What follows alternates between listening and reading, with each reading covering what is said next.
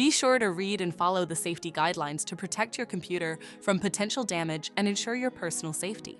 For more information about safety guidelines, see the owner's manual at dell.com/support. Before you begin, turn off the computer and disconnect all the attached peripherals. To remove the wireless module, loosen the 3 screws on the back of the base cover. Remove the 2 screws on each side of the cover and pry the cover off the system.